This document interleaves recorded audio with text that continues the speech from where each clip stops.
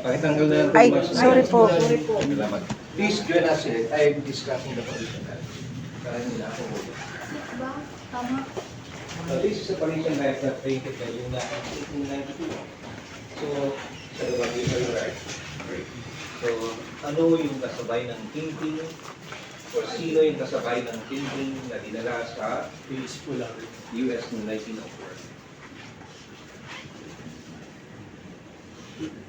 Sino ang mayon?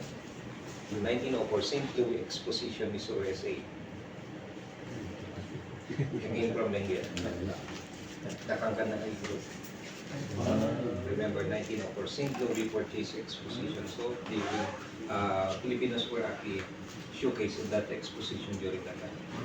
So, kasabay nito, noong 1904 St. Louis Exposition, Missouri, USA. And this painting won a silver medal. The original now located at the National Museum in Manila, owned by the GSIS. So, yung pondo ng $1 milyong noong 2002.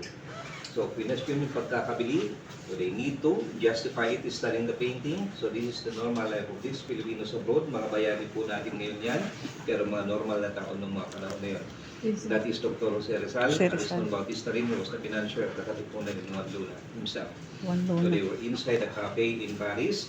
In that era, France was the sex capital city of the world. So yung babae, isang bayaran, prostitute, niniwan na kanyang karir. At siya naging interest ng mga Pilipino na ito. So, the content of these two glass is alak. Pag may alak, may balak. Na pagbabalat ng mga Pilipino, mga lalaki during that time sa mga kababaihan ng Europa. So, the second interpretation, so since in 1892, one Lunas tells that he put the Masonic symbol here. They were Freemason from Miguel Morayca, the Society of the Grand Orient Espanyol. So Rizal was a member of that.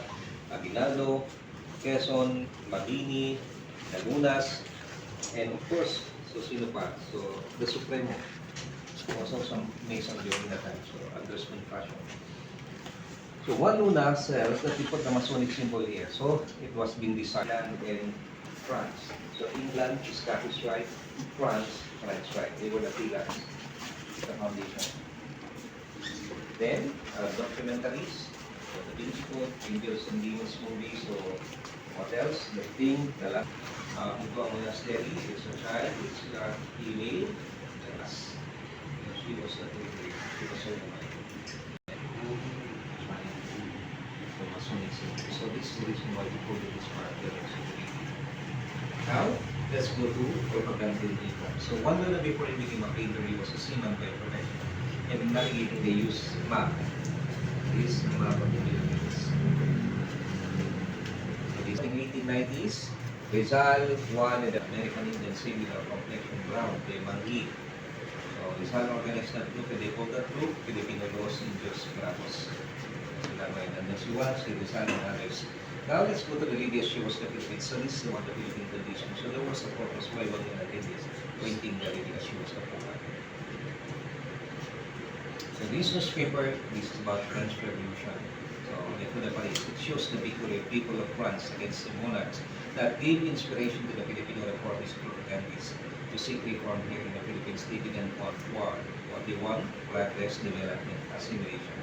There were things that shows maltreatment here or social injustices, just like the two glasses here, full and half full. If the lady shows the Philippines for where it is half full and the guy still full, inequality existed during that time dahil kay mga sinako, ang lila, ang tinatawag na mga Indio. Then, at the waistline, corset, suiting, why? The tight belt. So, the tightening of the belt in the Filipinos. So, paligpit ng sinturon. Forced labor, position of the land of properties, items. Stage over, pananakal. Line, steel trooper, rope. She was hung, and those were the penalties. So the lady, she was sitting, but she was in tiptoe position. She was balancing because of that.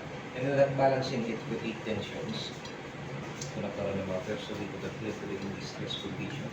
To show this condition of the, so one Luna in 1898 served as a diplomat under President Aguinaldo. So yung head ng delegation of the diplomat service during the status, that was the Treaty of Paris, December 10, 1993. So that is not a matter of state, Manila. So dito makikita natin yung yung naging away ng Toledo na sa yung pagduduet. And this is the family of Juan. So his kids, Andres and Maria Paz Mataduto, died in 1992. And that was his start.